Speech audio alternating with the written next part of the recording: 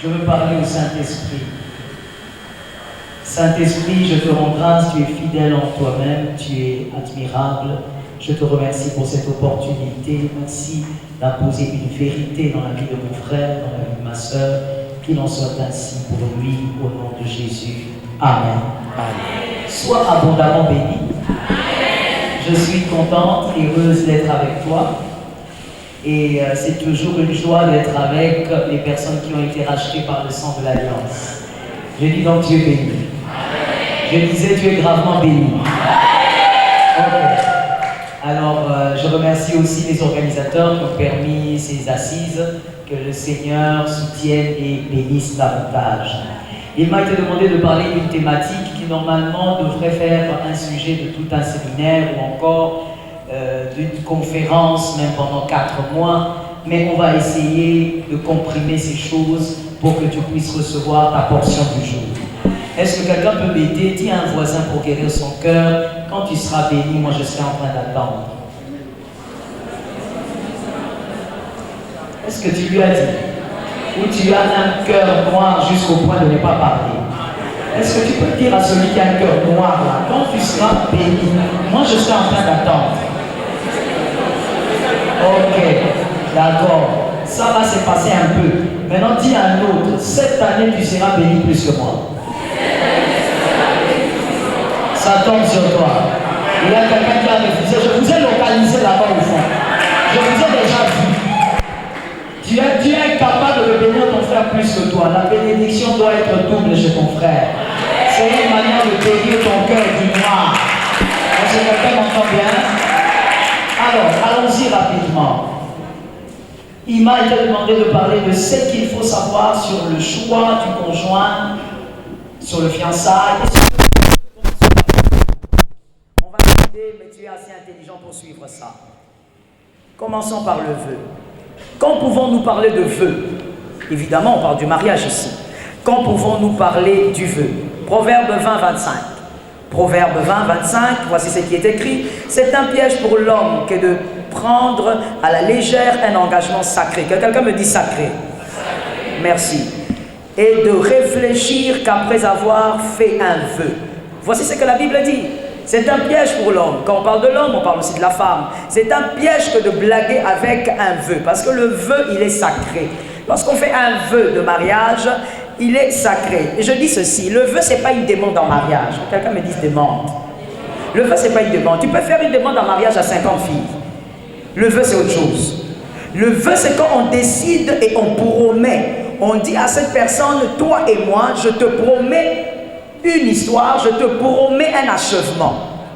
Il y a vœu lorsque vous promettez d'aboutir à quelque chose, à une autre âme. Et là, on ne blague pas. La Bible dit on ne blague pas avec. Pourquoi? Parce que c'est un piège pour vous. Lorsque vous vous mettez en alliance par le vœu, parce que c'est aussi une forme d'alliance, parce que l'alliance c'est simplement une entente. Lorsque vous vous mettez en alliance par une forme de vœu avec quelqu'un, vous avez lié votre vie à cette personne et cette personne est liée à vous. Voilà pourquoi aujourd'hui nous voyons qu'au milieu de vous, je suis contente parce que je suis au milieu des jeunes, au milieu de vous, la jeunesse, il y a beaucoup de femmes, beaucoup des hommes qui ont des problèmes pour se marier et avoir un bon mariage. Parce que vous avez négligé ce que c'est un vœu. On ne promet pas à une personne que moi et toi c'est pour la vie, moi et toi c'est jusqu'au mariage, et puis tu blagues avec, tu oublies, tu vas faire ton histoire. Dis à quelqu'un, ça va te rattraper. On ne blague pas avec le vœu. La Bible dit c'est un piège, c'est-à-dire que tu vas ensemencer ton parcours de certains événements que tu pouvais éviter. Il y a des choses, mon frère, ma soeur, dans la vie qu'il ne faut pas chercher pour mettre dans son parcours. Il faut éviter d'amener le trouble dans son parcours. Et donc, lorsque tu fais un vœu avec un homme vient vers toi et dit, écoute, moi je crois qu'on doit être ensemble, on doit aboutir au mariage, toi et moi ça va marcher, d'accord, on se met d'accord. J'ai dit bien que le vœu, ce n'est pas la drague. Le vœu, c'est un accord. Et quand donc vous vous mettez en accord, toi la fille, tu ne peux pas aller commencer à sortir avec 3 autres hommes. Tu dis non, le premier là c'est pour les syllabus, le deuxième là c'est pour le transport, le troisième c'est pour le petit déjeuner. Sois délivré. Est-ce que quelqu'un m'entend bien? On parle ou on ne parle pas? J'ai dit on parle ou on parle pas? On est venu ici pour parler. Je dis, tu ne peux pas donc dire que tu as eu un vœu avec M. Julien, qui est en L1, et puis toi, tu vas avoir 3 autres gars, tu dis, ça c'est pour ma petite gérance, ça c'est pour le tissage. Tu es en train de jouer avec ta vie. Le jour où tu voudras te marier avec un homme sérieux, tu n'auras qu'un homme façon. Tu n'auras qu'un aventurier. Tu n'auras qu'un aventurier parce que tu as blagué avec quelque chose qui a scellé ton âme. Voilà pourquoi, ma soeur, laisse-moi te donner un conseil gratuit, que quelqu'un me dise le code. Je suis en train de parler, je n'aime pas ta lenteur là, dis-moi le code. J'ai dit à une fille, écoute bien le code. Quand un homme vient vers toi, il dit, écoute, moi je veux m'engager avec toi pour la vie. Il faut lui poser la question, ça c'est drague ou c'est vœu?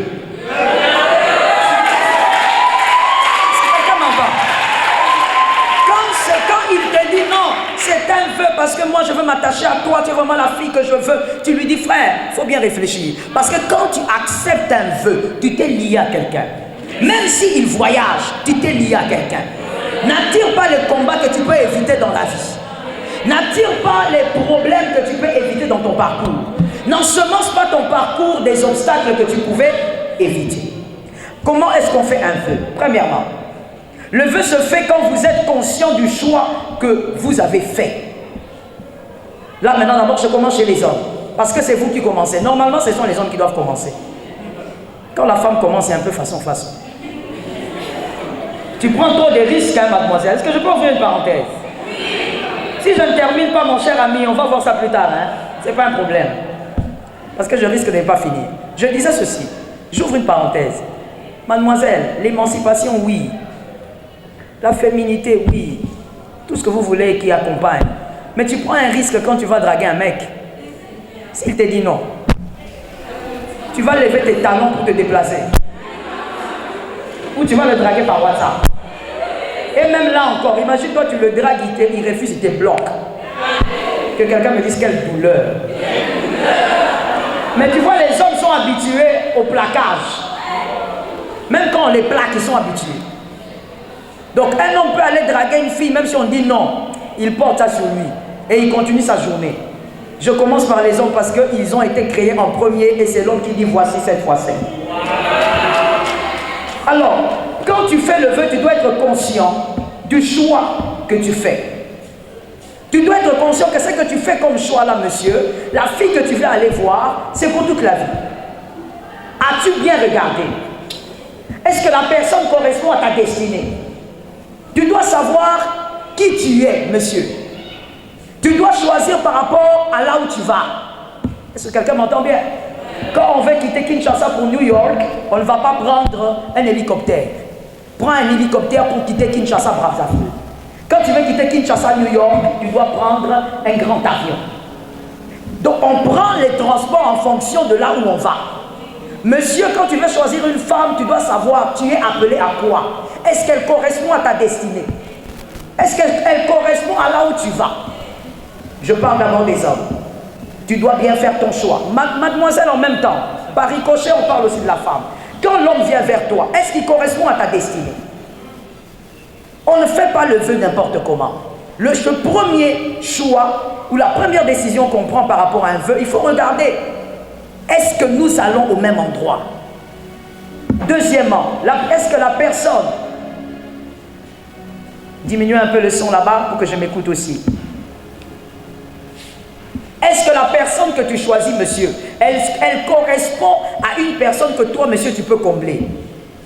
Est-ce que, mademoiselle, quand tu écoutes, tu entends quelqu'un venir pour faire un vœu? Est-ce qu'il correspond à la personne que tu peux combler? Je commence par l'homme. Monsieur, tout homme ne peut pas épouser toute femme. Toute femme ne peut pas aussi épouser tout homme. Je veux guérir un monsieur maintenant et tout de suite. Arrête de dire que les femmes sont pareilles, tu peux épouser n'importe qui. Les femmes ne sont pas pareilles. Celle qui est à côté de toi est femme, l'autre qui est derrière est femme, mais elles ne sont pas pareilles. Je veux qu'un homme soit délivré ce matin, qu'un homme me dise je veux être délivré. Non, qu'un homme me dise je veux être délivré. Ce n'est pas parce que les deux ont des seins qui sont femmes, qu'elles sont pareilles. Je parle ou je ne parle pas? Je parle ou je suis au milieu des mineurs? Je suis au milieu des adultes ou des mineurs? Des adultes ou des mineurs? Je vais poser la question 3 fois. À toi bien de te tenir là, il faut porter la ceinture. Je disais donc, C'est pas parce que les deux femmes-là, elles ont des pères des seins qu'elles se ressemblent. La femme que tu dois épouser, toi, c'est une femme que tu dois être capable de combler. On ne va pas prendre une petite casserole et mettre un gros couvercle. Il faut que ça corresponde. Tout homme ne peut pas combler toute femme. Il faut donc que tu regardes. Elle est jolie, c'est bien. Tu as vu qu'elle a un bon caractère, c'est bien. Mais ça ne se limite même pas au bon caractère. Il faut mettre une virgule. Est-ce que toi, tu es capable de combler cette femme-là? On ne se marie pas pour rendre l'autre malheureux. Si l'autre est malheureux, tu finiras par devenir malheureux. Si la femme n'est pas heureuse dans ce mariage, toi, monsieur, tu finiras par devenir malheureux. Est-ce que tu peux combler cette fille? Est-ce que quand toi, tu parles avec elle, tu sens que tu la combles? Est-ce que tu es capable d'amuser cette fille? Elle se sent bien avec toi ou elle a l'impression que tu es un petit couvercle? Elle, c'est une grosse casserole. Mademoiselle, l'homme qui vient vers toi, qui veut faire le vœu, est-ce que tu peux? Toi, tu veux dire oui, mais est-ce que tu peux combler cet homme-là? Est-ce que tu es sûr que tu vas y arriver? Pour avoir un Obama, il faut avoir une Michelle. Hein? Il ne faut pas avoir n'importe qui. Il ne faut pas être une fille là, façon, tu aimes les novellas ce matin, soir, et puis tu viens là, tu vas épouser Obama. Tu vas l'amener nulle part. Tu dois avoir une certaine carrure. Tu dois être capable de combler cet homme-là. On n'accepte pas un homme seulement parce qu'il est beau. Est-ce que tu es capable de le combler? C'est comme ça qu'aujourd'hui, vous voyez dans beaucoup de mariages, je dis je suis content parce que je suis devant des jeunes qui demain, vous avez encore le temps de faire le choix. Que Dieu t'aide à faire le bon choix. Aujourd'hui, pourquoi nous avons beaucoup de mariages d'hommes? Je parle de mariage chrétien. En restant dans le cadre du christianisme. Nous avons beaucoup de couples ici à Kinshasa, chrétiens, des jeunes gens comme vous. Mais au milieu d'eux, il y a beaucoup d'adultères. Pourquoi? Des adultères bien cachés. On ne le dit pas. Vous les voyez seulement à l'église, vous les acclamez, vous les enviez, vous dites, moi mon couple sera comme tel, mon couple sera comme tel qui est sur Facebook. Mais vous ne savez pas comment ces hommes-là vivent. Pourquoi il y a d'adultère en cachette? Parce que mademoiselle, tu es allée épouser un homme que tu ne peux pas combler. Tout homme ne peut pas être comblé par toute femme. Il faut bien regarder. Est-ce que tu peux combler? Est-ce que tu peux le rendre heureux? Est-ce que tu en as la carrure? J'ouvre une parenthèse bizarre, que quelqu'un me dise bizarre. Il y a certains hommes intelligents, comme ceux que je vois ici, qui aiment bien les informations, les actualités. Il est comblé lorsqu'il a une femme intelligente qui aime ces choses-là. Toi, tu n'aimes que novelas. Tu vas aller épouser cet homme-là. Parce qu'il est beau, ou parce qu'il est venu te draguer. Ce n'est pas parce qu'un homme est venu vers toi que tu dois accepter d'être malheureuse. Que l'Éternel nous aide. Et donc le choix doit être conscient avant de faire le vœu. La deuxième chose quand on veut faire un vœu, je suis au niveau des vœux. Le vœu c'est fait quand vous êtes dans la préparation d'un mariage. Le vœu. Tu ne vas pas faire un vœu à une fille, toi tu es en G1. Tu comptes finir aussi ta licence, tu viens faire le vœu. Mon frère, tu veux quoi? Pourquoi tu veux qu'on se batte? Pourquoi? Non, moi voilà, je veux déjà pointer la fille. Mon frère, tu n'as pas besoin de pointer. Ce ne sont pas les questionnaires d'examen. Toi, tu es en G1, tu cherches quoi? On fait le vœu lorsque tu es proche du temps de mariage. Pourquoi? Parce que faire le vœu très tôt va forcément vous amener dans le péché. Comment tu vas faire pour faire avec une fille 3, 4 ans, 5 ans? Vous regardez seulement comme ça. Ah, comme toi-même tu as dit, hey. C'est quoi même? C'est comment? Il y a un problème. Il y a même des filles aujourd'hui tellement bizarres. Oh, le monde d'aujourd'hui. Des filles capables de dire, ah non, c'est quoi? Tu ne fonctionnes pas? J'ai menti ou je n'ai pas menti? La fille va te regarder et dire, c'est quoi avec toi? Tu as un problème. Il y a un problème de fonctionnement chez toi. Parce que tu fais 3-4 ans, tu touches pas la vie, tu dis au moins la sainteté. Mon frère, ce n'est pas comme ça les choses. Il faut attendre que le temps avance. Il y a quelqu'un qui me dit, maman, mais si elle se marie, si elle part, ce qui est à toi est à toi. Ah, c'est toi qui as pris là, tu prends ça. Ce qui t'appartient est à toi. Rebecca n'appartient qu'à Isaac. Vous savez, moi, le mari que j'ai aujourd'hui, je l'ai connu quand j'étais au lycée, aux humanités. C'est là que je l'ai connu. C'est-à-dire, on se voyait, moi j'étais dans une classe et lui il était dans 3 classes plus haut. Et c'était lui le président des élèves à l'école. Et donc on se voyait au rassemblement, ben voilà, c'est lui le président. Et comme c'était un grand frimeur à l'époque, donc je refusais même de l'approcher parce que moi-même aussi j'étais une grande frimeuse, donc chacun dans son coin. Mais il n'y avait pas que ça, il y avait le fait aussi que, bon, écoutez, il n'y avait pas raison pour de s'approcher. C'était le président de l'école, il était bien sur ses hauts chevaux, et puis il avait sa copine. Et chacun savait que voilà, la première dame de l'école, c'est celle-là. La copine du président. Et je vais vous raconter une anecdote, c'est que un jour, il devait venir voir un ami à lui qui habitait mon quartier. Et il savait que moi j'habitais le même quartier et donc il avait besoin de l'adresse. C'était pas comme aujourd'hui avec les téléphones et tout ça. Il n'y avait pas ces téléphones-là. Et donc il s'est dit, bon, il va venir chez nous pour prendre l'adresse.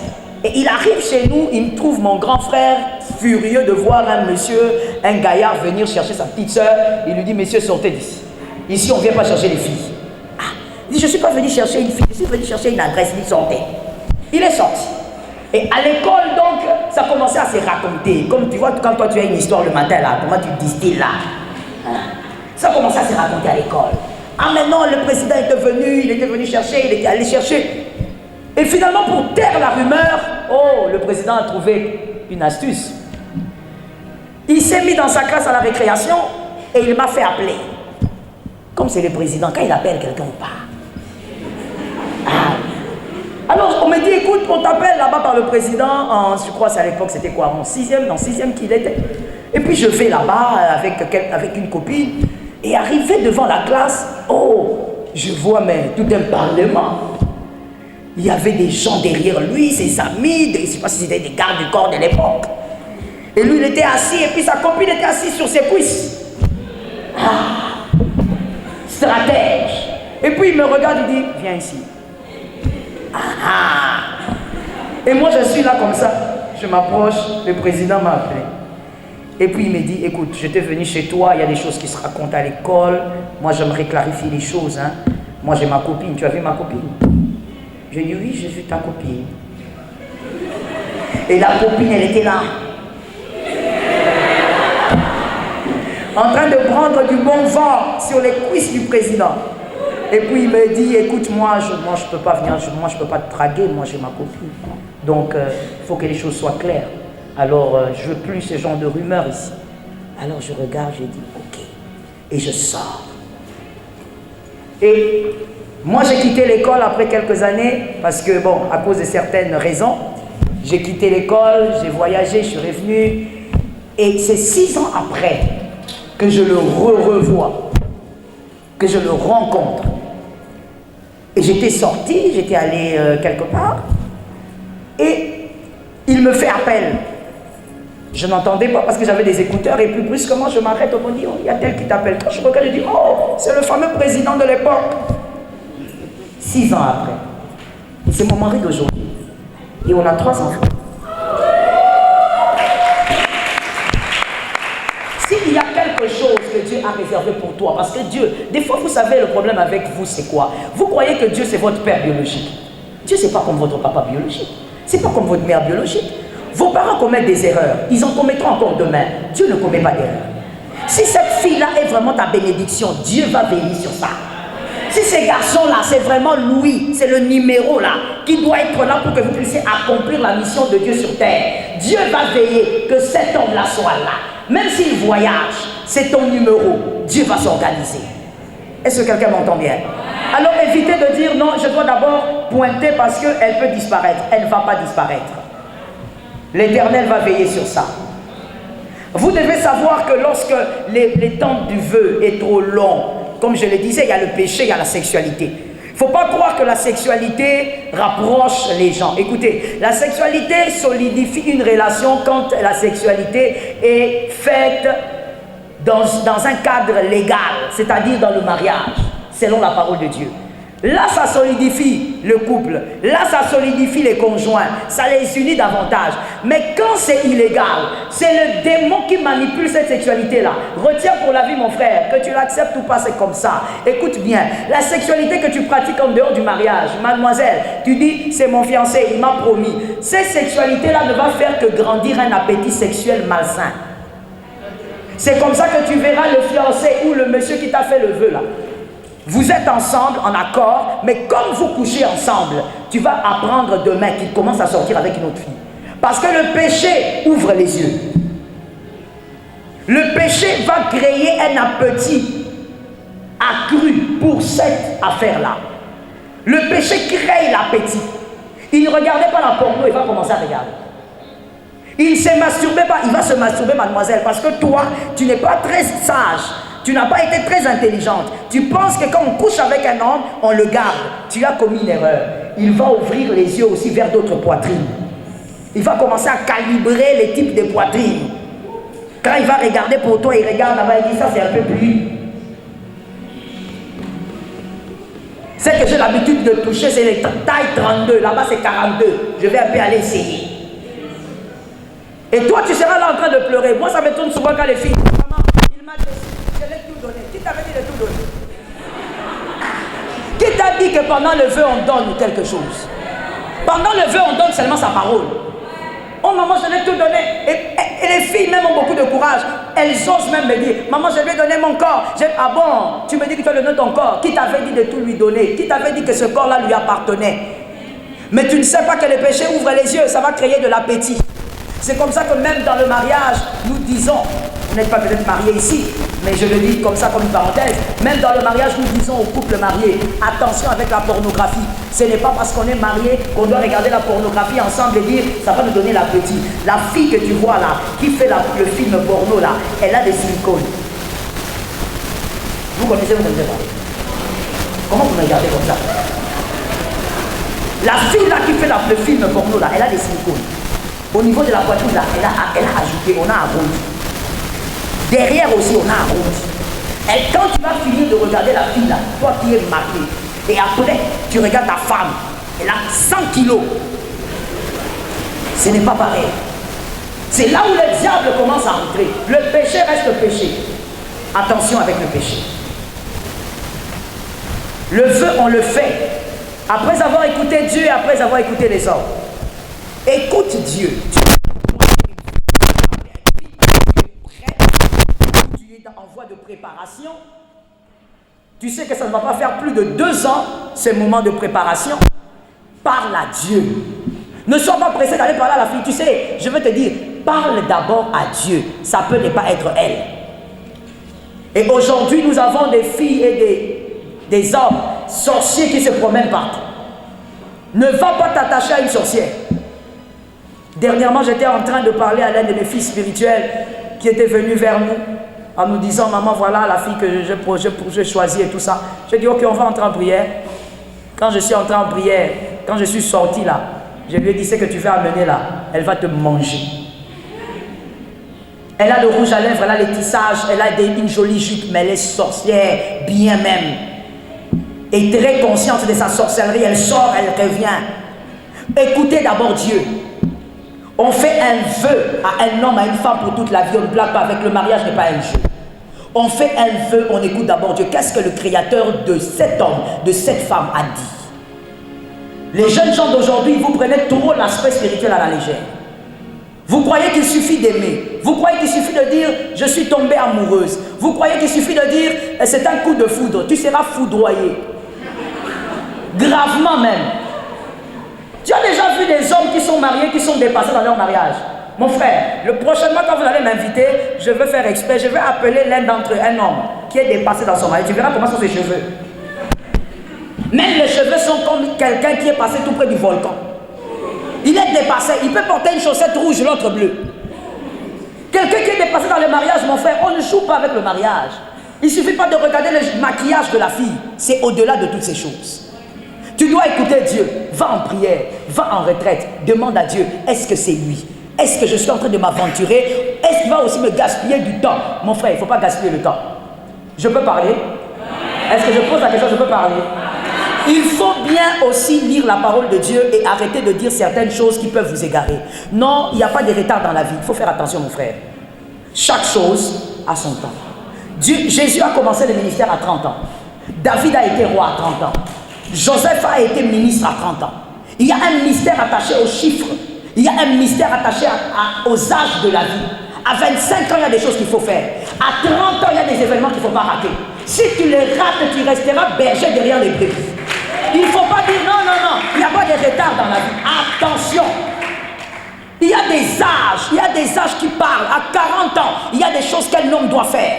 Tu ne dois pas rater ça. Mais si toi tu es derrière une fille qui te perd le temps, c'est une fille qui est habituée à sortir avec beaucoup d'hommes, va consulter Dieu. Dieu ne te dira pas elle. Elle est belle, mais elle te perd le temps. Va. Après avoir consulté Dieu, consulte les hommes. Les hommes qui te connaissent.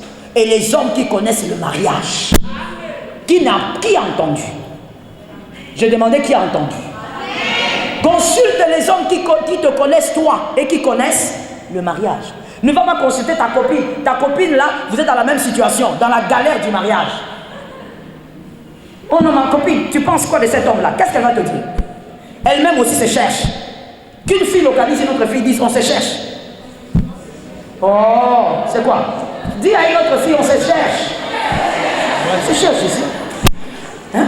Tu vas aller demander à ton ami qui est comme toi, vous avez pratiquement le même âge. Tu lui demandes, qu'est-ce que tu penses un peu de cette fille-là? Je vais l'épouser. Tu es aventurière.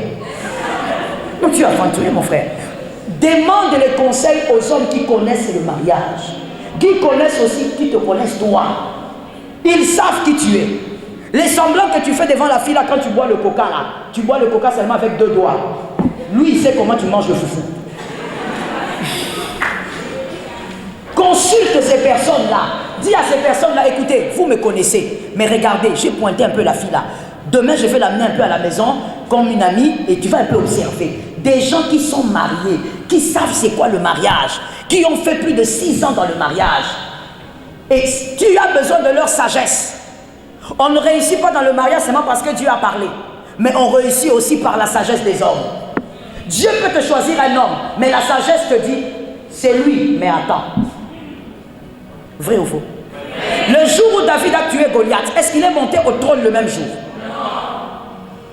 Dieu peut te dire c'est elle, mais attends un peu. Dieu peut te dire c'est elle, mais regarde comment tu vas fonctionner par la sagesse. Consulte les hommes avant de faire le vœu. Que l'Éternel nous aide. Amen.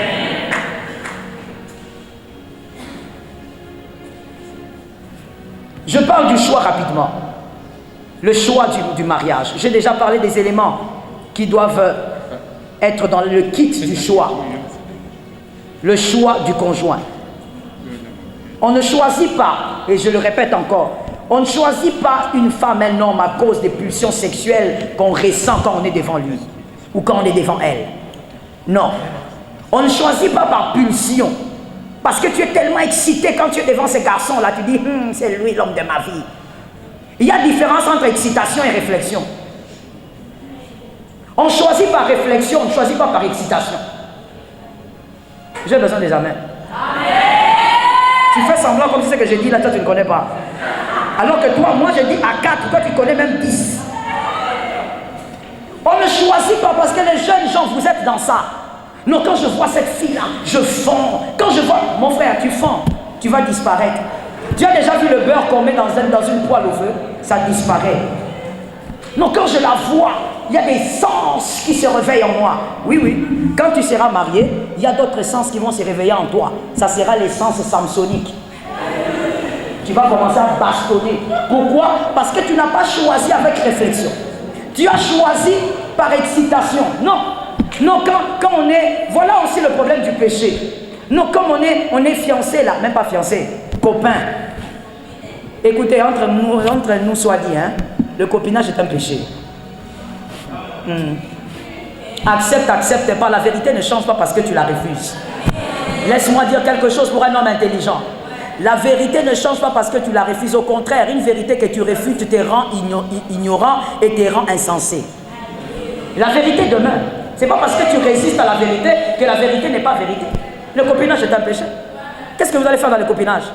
À part vous toucher, vous tripoter, vous tourner recto verso. Qu'est-ce que vous allez vous faire là-dedans? C'est tout ce qu'il y a là-dedans. Je rentre à ce que je disais. Et maintenant, quand vous êtes dans une relation pareille, tu vas dire, toi, mademoiselle, non, tu sais, un homme ne m'a jamais embrassé comme ça. Quand il m'embrasse, je monte dans le 5e ciel. Ah bon? Le mariage va t'amener en enfer. C'est-à-dire, te marier avec un homme comme ça, tu te maries seulement parce qu'il crée des pulsions en toi. Tu vas aller dans un mariage enférique parce que tu vas souffrir. On ne se marie pas avec un homme parce qu'il t'excite, avec une femme parce qu'il t'excite. On se marie avec quelqu'un parce qu'on a réfléchi. On a pris le cœur, on a mis à côté, maintenant on commence à réfléchir. La tête commence à fonctionner. J'ai l'habitude de dire ceci aux filles. Laisse-moi aussi te dire à toi. Je ne sais pas quand est-ce que je te verrai. Peut-être que la prochaine fois, ça sera au ciel. Alors laisse-moi te dire ça. Écoute-moi. Ève, qu'on a l'habitude de crucifier, elle a amené le monde dans le péché. La femme là, c'est à cause d'elle. La femme a péché. Mais je pose la question. Est-ce que Ève avait péché parce qu'elle avait besoin d'avoir une maison? J'ai besoin que les femmes me répondent. Hein? Si tu n'es pas femme, tu es homme. Parce qu'on ne sait jamais. Le monde actuel, je peux te voir comme ça. Oh, que tu es. Tu es un transgenre. Donc, avec le monde actuel, on ne sait pas. On ne sait pas qui est qui. J'ai dit que les femmes me répondent. Que les femmes me donnent la main. Est-ce que Ève avait péché parce qu'elle avait besoin que Adam lui donne une portion du jardin d'Éden? Ève avait péché parce que le serpent lui avait dit, c'est un arbre qui donne l'intelligence. Elle avait envié l'intelligence. Ce n'était pas une femme bête. C'était une femme qui était derrière l'intelligence. Certes, c'était une désobéissance à Dieu, mais la femme recherchait ce que le serpent avait dit. Le serpent n'avait pas dit que ça allait te donner des maisons ou encore des tissages. Le serpent avait dit que tu seras intelligente. C'était donc une femme qui aimait l'intelligence. Son péché était le fait d'aimer l'intelligence. Toi, comment tu es plus baudet même? Pourquoi je donnais cet exemple? C'est pour dire que depuis Genèse, la femme aimait l'intelligence. La femme, c'était la réflexion. Aujourd'hui, on dit non, la femme, elle est trop émotive. Mais la femme de Genèse, la femme que Dieu avait créée, elle avait été toujours derrière l'intelligence. Donc, quelque part, c'est un être qui aime l'intelligence. Comment toi, tu peux choisir seulement avec le cœur? La tête doit fonctionner. S'il y a une personne qui doit être intelligente, un être qui doit être intelligent, c'est toi. Est-ce que quelqu'un m'entend? Est-ce que je peux aller dans les profondeurs? Est-ce que je peux aller dans les profondeurs? Est-ce que je peux titiller quelqu'un? Laisse-moi un peu titiller les hommes. Adam était dans le jardin. Dieu lui avait dit ne touche pas cet arbre-là. Cet arbre-là ne touche pas. Le jour où tu touches, tu meurs. Adam ne s'est même pas intéressé à l'arbre tout le temps là. Il était obéissant, oui, mais il ne s'est pas intéressé à l'arbre. L'arbre, on dit que ça donnait quoi? La connaissance. Mais Adam, je n'ai rien dit. À celui qui peut capter, qu'il capte. Ève avait voulu l'arbre parce qu'on lui avait dit, ça donne de l'intelligence. Donc aujourd'hui, on ne doit pas dire à toi, mademoiselle, que moi si Zenzoto, moi si mon thème. La femme, depuis le commencement, c'était le cerveau. Et donc quand tu choisis, réfléchis. Arrête de choisir par pulsion. Oh non, un homme ne m'a jamais écrit des textos bien comme ça. Quel texto? Tu parles de qui? De ce Congolais là? Il est d'où? De l'Équateur, du Bandundu, du Kassai. Tu as déjà lu les textos des Italiens? Il y a texto et texto. Hein? C'est le petit texto, la façon qu'on t'a envoyé là, qui t'a enlevé tout le cerveau. La vie, c'est toute une histoire. La vie, c'est pour la bâtir. Tu vois, tel que tu étudies là, c'est parce que tu veux bâtir une histoire. On ne blague pas avec sa vie. Il faut respecter sa vie. Tu as une histoire à bâtir. À 25 ans, tu dois avoir un témoignage. À 30 ans, tu dois avoir un témoignage. À 40 ans, tu dois avoir un témoignage. Ne joue pas avec la destinée. Dans la barque de sa vie, on n'embarque pas n'importe qui. Parce que dans la barque de sa vie, beaucoup de choses peuvent arriver. On embarque quelqu'un qui est conscient de là où on va. Que l'Éternel t'aide. On choisit parce qu'on sait qui on est. Tu es enfant de Dieu et tu connais là où tu vas. On choisit parce qu'on sait qui on est. Moi, je pose la question. Est-ce que maintenant je peux rentrer chez les hommes? Je peux poser une question? Je pose la question aux hommes. Toi, tu es enfant de Dieu. Toi, tu es chrétien. Regarde même comment tu es venu dans une conférence où on parle de Dieu. C'est une conférence christocentrique. Même quand on parle du choix mariage, mais il s'agit de Christ ici. Mais mon frère, comment toi, tu peux aller choisir la fille que tu veux épouser là? Elle passe toute sa vie dans les boîtes de nuit. C'est la fille que toi tu veux. Donc tu choisis sans te connaître ou quoi? Toi tu veux seulement cette fille-là qui est incapable de respecter ta mère. Quand tu parles de ta mère, elle te dit, ah laisse ces histoires-là, les choses de maman là, l'amour c'est deux. Qui t'a dit que l'amour c'était deux? On s'aime à deux, on se marie avec tout un peuple. Tu ne le savais pas? On s'aime à deux. Mais le mariage, ça engage tout un peuple, c'est-à-dire des familles. Le mariage ne se fait pas qu'à deux. Tu dois être conscient de ce que tu es en train de faire aujourd'hui. Tu es enfant de Dieu, choisi en tant qu'enfant de Dieu. Le choix du conjoint se fait aussi par rapport, je l'ai dit d'ailleurs, par rapport à ce que tu peux apporter à l'autre. Regarde les phrases égocentriques qu'on a l'habitude de sortir, ou qu'on avait, pour moi en tout cas qu'on avait quand on était jeune, quand on était célibataire. Les phrases égocentriques. Il me faut une bonne personne. Je te pose la question, la bonne personne que tu veux, est-ce que tu pourras la bonifier? Parce que quand on choisit une bonne personne, il faut être capable de la bonifier. Tu ne choisis pas un bon garçon pour que le garçon, il avait déjà son diplôme, avec son intelligence, mais depuis que ce garçon-là t'a choisi, rien ne marche dans sa vie. Le boulot même, il n'arrive pas à avoir. Tu ne choisis pas une fille qui avait des ambitions dans la vie pour qu'elle entre chez toi, elle commence à te préparer la boule tous les jours, et ça se limite là. Elle te fait 15 enfants. Quand tu choisis une bonne personne, tu dois être capable de bonifier cette personne. Tu dois être capable de communiquer un certain ajout, moralement, intellectuellement, émotionnellement. Tu veux une bonne personne pour faire quoi avec elle? Beaucoup de gens, on reçoit les couples tous les jours, hein, vous savez. C'est pourquoi quand moi on m'appelle pour parler aux jeunes, même quand je suis busy, même quand je suis appelé à plusieurs prédications comme je l'étais aujourd'hui, mais je m'efforce de venir. Parce que je me dis, il faut même sauver un seul. Vous n'avez pas idée combien de couples nous recevons dans nos bureaux. Je ne parle pas des couples qui ont 50 ans. Je parle des jeunes gens comme vous. Mais il faut écouter le genre de pleurs qu'il y a dans les foyers. Tout ça pourquoi? Tu vois une femme qui avait des ambitions, qui avait des rêves. L'homme aussi, ils ont pratiquement étudié dans la même université comme toi là. Ils finissent ensemble, ils ont des rêves, voilà, tout ça. Mais quand ils se marient, l'homme commence à brimer cette femme à un niveau où tout ce qu'elle avait se résume à la casserole. Même sa famille commence à se plaindre. Nous, on n'a pas payé les études de notre enfant pour qu'elle finisse comme ça. On trouve une bonne personne pour la bonifier. Sois capable de bonifier la personne que tu vas trouver. Rends-la meilleure. Le mariage doit amplifier tout ce qu'il y a de bon chez vous. Le mariage ne doit pas vous faire disparaître. Depuis que tu es marié, tu n'es plus rien, tu n'es plus personne. Tu ne ressembles plus à rien. Le mariage doit amplifier tout ce qui est en toi. Est-ce qu'on a capté? Je finis en disant, si vous voulez vivre les fiançailles, veillez à ce que vos fiançailles, et qu'est-ce qu'on appelle fiançailles d'ailleurs? C'est selon Genèse 24:30, si vous voulez prendre le verset.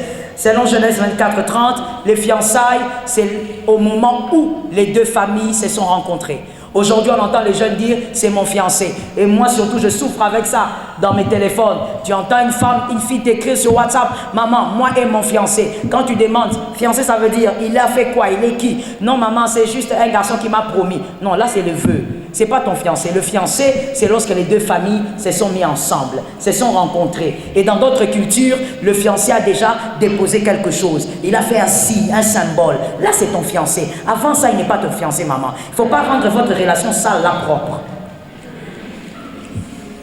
Si tu veux avoir des fiançailles, donc, les deux familles se sont rencontrées, que ça ne soit pas trop long. Parce que les fiançailles, monsieur, écoute-moi très bien, les fiançailles sont pénibles. Sont pénibles pourquoi? Parce que c'est dans les fiançailles que la plupart des filles avortent. C'est dans les fiançailles que la plupart des filles font des enfants. C'est dans les fiançailles que la plupart des choses horribles font. Pourquoi? Le fiançailles est trop long. Le fiançailles ne doivent pas être trop long. Quand tu dis déjà à quelqu'un je t'aime, lui aussi te dit je t'aime, ça ne doit pas être long parce que le mal va toujours arriver. Est-ce que quelqu'un m'entend? Si quelqu'un veut me poser la question combien de temps pour le fiançailles, j'ai dit le maximum, vraiment le max des max, c'est 2 ans. Ça c'est vraiment le max. Et c'est pour des hommes forts et des femmes disciplinées. Parce qu'aujourd'hui, nous avons des hommes faibles et des femmes indisciplinées. Lorsque tu vois même, mademoiselle, que ton fiancé est faible, tu connais sa faiblesse, c'est le sexe. Est-ce que toi tu ne peux pas être plus forte? Les gens de filles qu'on a aujourd'hui, quand elle sait que l'homme est faible, l'homme lui dit, viens on va sortir, on va aller nous balader un peu vers les arbres, les gros arbres là, à 19h. Elle dit, et on va faire quoi? Quand elle dit on va faire quoi, elle marche. Tu marches comme un dindon. On va faire quoi? Comme une baleine. On va faire quoi? On va faire quoi, mais tu vas où? Et tu arrives sous l'arbre là.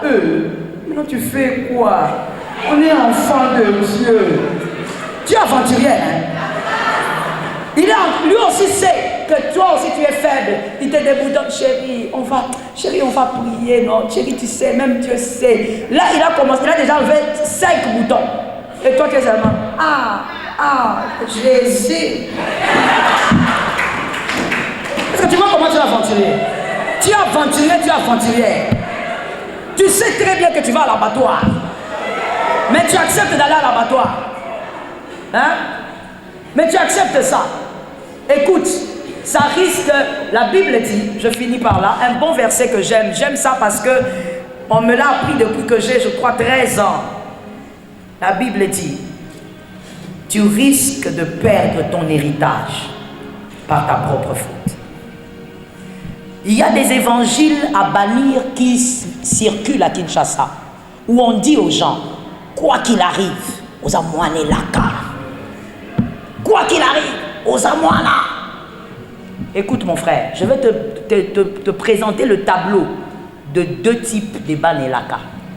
Et ça, on ne dit pas. On vous dit seulement aux Amouane Laka et Koratete. Et c'est à cause de ce mensonge-là que toi, tu te permets de faire tout ce que tu veux.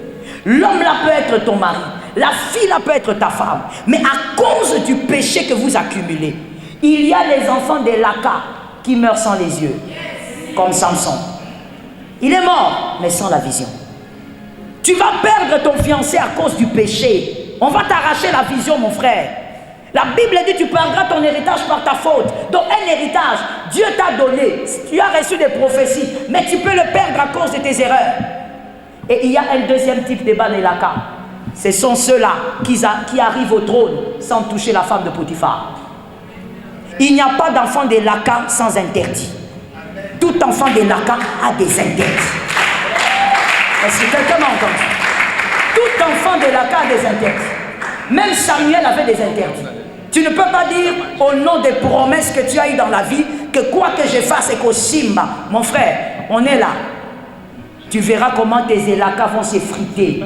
C'est là où nous écoutons beaucoup d'enfants de Dieu dire, le prophète m'avait menti. Il m'avait dit, Ane Oyo. Quand il t'a dit, Ane Oyo Kubala, qu'est-ce que toi tu as fait pendant l'année?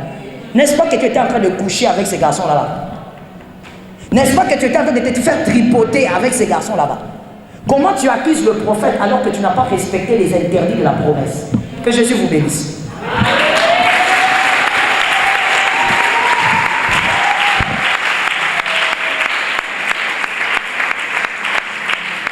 Merci Jésus pour la grâce.